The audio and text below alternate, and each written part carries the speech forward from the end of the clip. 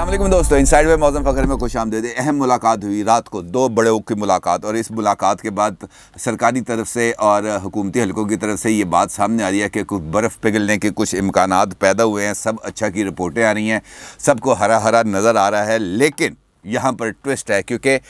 इस मुलाकात के बाद भी अभी तक, यानी काबीना का इजलास हुआ आज, उस काबीना के इजलास में भी उस पोस्टिंग के हवाले से जो एक नोटिफिकेशन जारी करना था हुकूमत की तरफ से, यानी प्राइम मिनिस्टर ऑफिस की तरफ से, वो जारी नहीं हो सका। बल्कि जिस वक्त मैं आपसे मुखातब हूँ, तकरीबन दोपहर का वक्त है, इस वक्त में तक भी वो नोटिफिकेशन जारी नहीं हो सका। तो इस तमाम सूरत हाल में सवाल ये पैदा होता है कि दो बड़ों की होने वाली मुलाकात में क्या बर्फ़ पिघली? वो जो सब अच्छा की रिपोर्टें दे रहे हैं हुकूमती एहलकार, हुकूमती वज़रा और ओहदेदारान, क्या वो बात दुरुस्त है या नहीं? इस तनाज़े की आड़ में, यानी ये जो नोटिफिकेशन जारी होना था नहीं हुआ, ये जो ट्रांसफ़र पोस्टिंग्स होनी थी, इस हवाले से इमरान खान साहब की तरफ से ये जो नोटिफिकेशन का इजरा रोके जाना है, इसकी आड़ में इमरान खान साहब कौन सा खेल खेलना चाहते हैं, वो कौन सी यकीन दहानियाँ जो हासिल करना चाहते हैं ताकि वो कुछ और काम कर सके जो काम उनके जहन में है। वो यकीन दहानियाँ उन्हें मिली हैं या नहीं, ये भी एक अहम सवाल है। और इस सूरत हाल में एक और सवाल पैदा होता है कि क्या वाक़तन इमरान खान साहब जो है वो सिविलियन सुप्रीमेसी की कोई किसी किस्म की कोई लड़ाई लड़ रहे हैं? और अगर ये मामला वाक़तन सिविलियन सुप्रीमेसी का है, सिविलियन बालादस्ती का है, तो फिर ये पसपाई इख्तियार करने की क्या ज़रूरत पेश आ रही थी? इस सारे तनाज़े के अंदर, जब ये तनाज़ा जारी है और अभी तक जारी है, इस तनाज़े के अंदर जो एक अहम हुकूमती रुकन है, जो इस अहम महकमे के अहम वजारत के इंचार्ज हैं, यानी परवेज़ खटक साहब जो वज़ीर दिफा हैं, वो ऐन तनाज़े के अरूज पर इस्लामाबाद से लापता क्यों हो गए, कहाँ चले गए और क्यों गए? इम्पॉर्टेंट सवाल है, इसका भी जवाब मिलना चाहिए। और जब इस सूरत हाल पर इमरान खान साहब ने अपने करीबी जो अमायदीन थे उनके साथ गुफ्तगू की, तो बाबर अवान साहब ने क्या मशवरा दिया उन्हें, और शेख रशीद साहब का इस पर क्या रद्दमल था? बहुत इंपॉर्टेंट सूरत हाल है। यही वो सवालात हैं जिनके जवाबात अगर हम अच्छे से तलाश कर लें और इन जवाबात पर बात कर लें तो सूरत हाल खुल सकती है। और सिर्फ 3 सवाल, जो पहले 3 सवाल जिनका मैंने आपके साथ जिक्र किया, वो इस पूरी कहानी को अनफोल्ड करते हैं। मुसद्दका इतलात हैं कि मुलाकात हुई है दो बड़ों की, यानी वज़ीर आज़म इमरान खान साहब की और army chief general Qamar Javed Bajwa साहब की। ये मुलाकात हुई है कल, और कल रात गए तक ये मुलाकात का सेशन जारी रहा, और उसके नतीजे के अंदर ये कुछ इस किस्म की ख़बरें भी आ रही हैं इस्लामाबाद के सर्कल से कि मामला तय हो गए। अब मामला क्या था? मामला ये था कि एक इंस्टीट्यूशनल लेवल पर फैसला है और एक हुकूमती लेवल पर फैसला है। इंस्टीट्यूशन लेवल पर फैसला ये किया गया कि ये तकर्रुर तबादले हैं, जो DGISI हैं उनको 11वीं कोर दी जाएगी और उनको कोर कमांडर पेशावर तैनात किया जाएगा, और उनके मुतबादल के तौर पर कोर कमांडर कराची जो हैं नदीम अहमद अंजुम साहब, उनको DGISI लगा दिया जाएगा। अब इस सारी सूरत हाल के अंदर ये फ़ैसला एक इदारे की तरफ से किया गया, और इदारे ने अपनी चेन ऑफ कमांड को मद्देनज़र रखते हुए प्रॉपर्ली जो बहस व मुबासा है उसके बाद इन तकर्रुरों का फ़ैसला किया, और वज़ीर आज़म ऑफिस को इससे आगाह किया, और इसके साथ साथ एक उन्होंने अपने इदारे की तरफ से एक हैंड आउट भी जारी कर दिया कि जनाब ये इस इदारे की तरफ से ये फ़ैसले किए गए हैं। लेकिन इमरान खान साहब ने इस फ़ैसले को कबूल नहीं किया। कबूल ना करने से मुराद ये है कि वो ये चाहते थे कि अभी जनरल फैज़ हमीद साहब कुछ अरसा और, यानी जनवरी तक वो अपने फ़राइज़ सर अंजाम दें, और जनवरी के बाद इसमें तब्दीलियाँ कर दी जाएँ। लेकिन मैंने जिस हिसाब से बताया कि इसी महीने कुछ अहम जो पोस्टिंग्स थी वो करना ज़रूरी थी, क्योंकि कुछ जो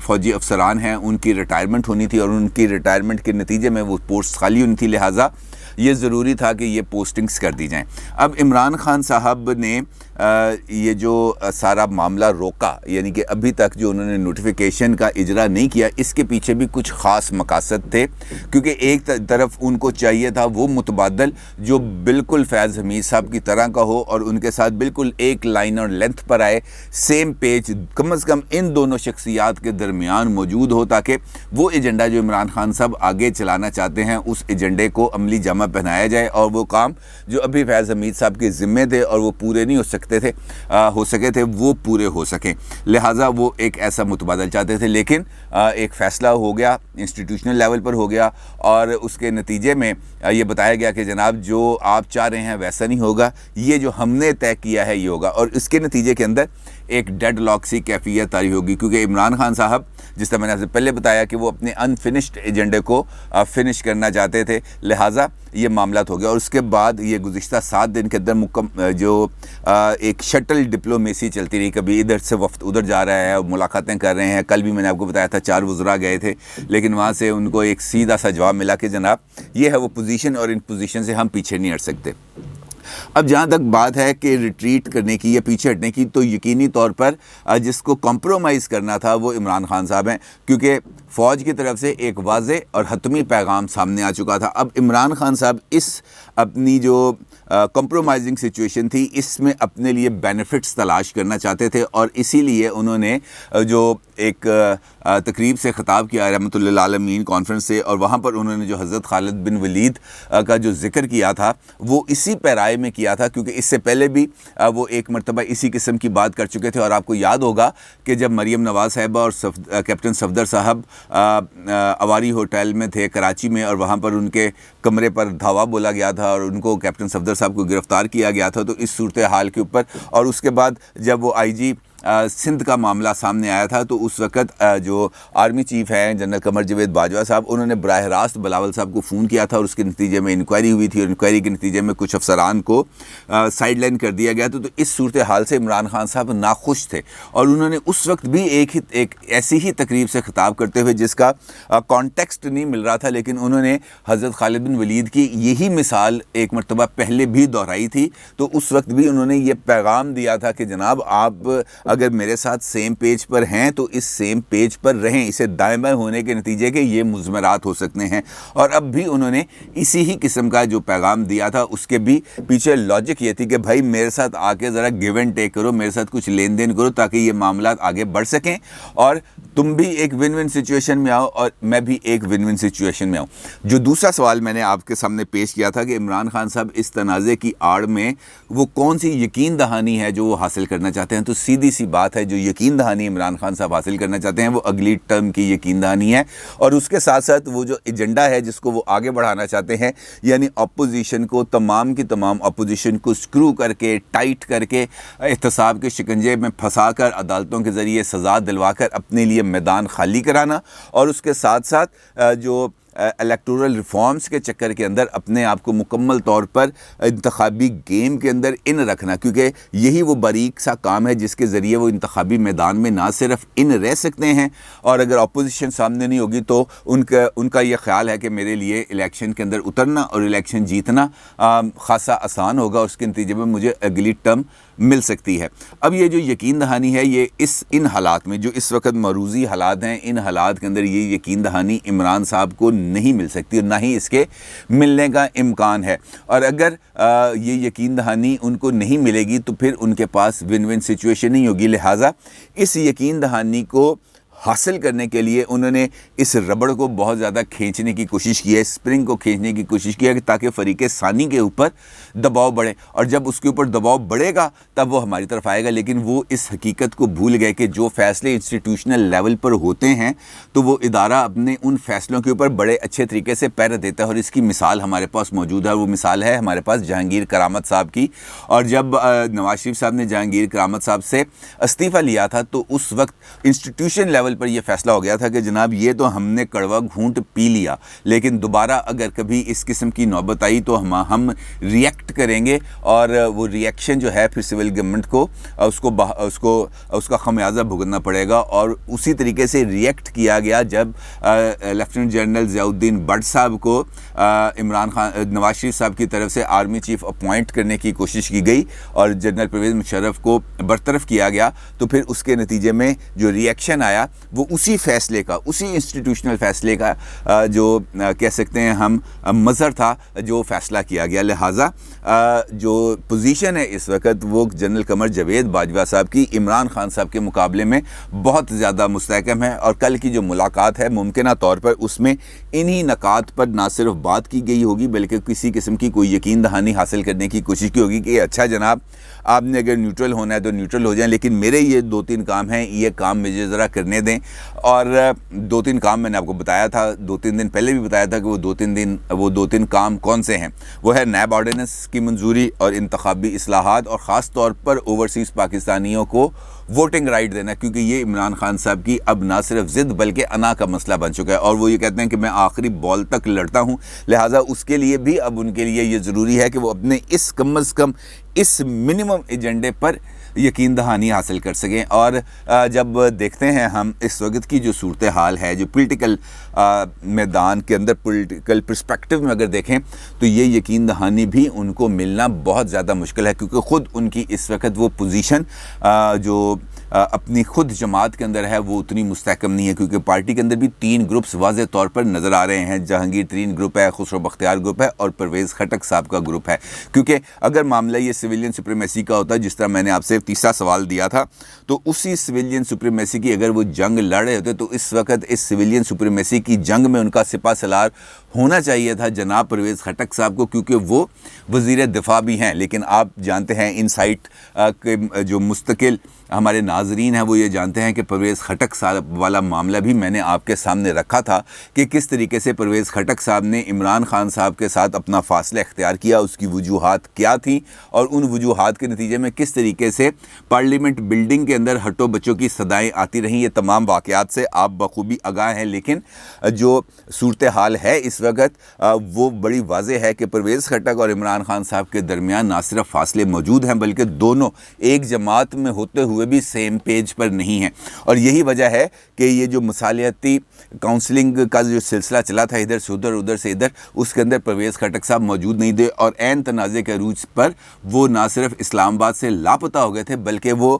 پوری قیادت جو پی ٹی آئی کی قیادت ہے اس سے انہوں نے فاصلہ اختیار کر لیا تھا، اپنا جو لنکس تھے وہ ختم کر دیے تھے، اور اس وقت تک بھی پرویز خٹک صاحب آپ کو منظر عام پر نظر نہیں آئیں گے۔ اور اس کی وجہ بھی یہی ہے کہ وہ عمران خان صاحب کو یہ بتانا چاہتے ہیں، یہ باور کرانا چاہتے ہیں کہ جناب آپ کی حکومت اگر کھڑی ہے تو وہ میرے سر پہ کھڑی ہے، لہٰذا آپ کو ادھر ادھر جانے کی بجائے اگر کسی سے رابطہ کرنا ہے اپنی حکومت کو بچانے کے لیے تو وہ صرف اور صرف پرویز خٹک صاحب ہے۔ اور یہی وہ تقریر تھی جو انہوں نے نوشہرہ میں کی تھی جب سینٹ کے الیکشنز ہو رہے تھے، تو اس وقت وہ اپنی بات اس وقت جو کی ہوئی بات تھی وہ اس کو اب بالکل لیٹر اینڈ اسپرٹ پر عمل درآمد کے لیے نہ صرف تیار ہیں بلکہ عمران خان صاحب کو یہ واضح طور پر بتا رہے ہیں۔ لہٰذا عمران خان صاحب کی طرف سے اس سمری پر دستخط نہ کرنا یا نوٹیفیکیشن پرائم منسٹر آفس سے جاری نہ کرنا، یہ بھی اس بات کا ثبوت ہے کہ یہ سویلین سپریمیسی کی لڑائی نہیں ہے بلکہ یہ اپنے لیے اگلے سیٹ اپ میں کچھ رعایتیں حاصل کرنے کی کوشش ہے،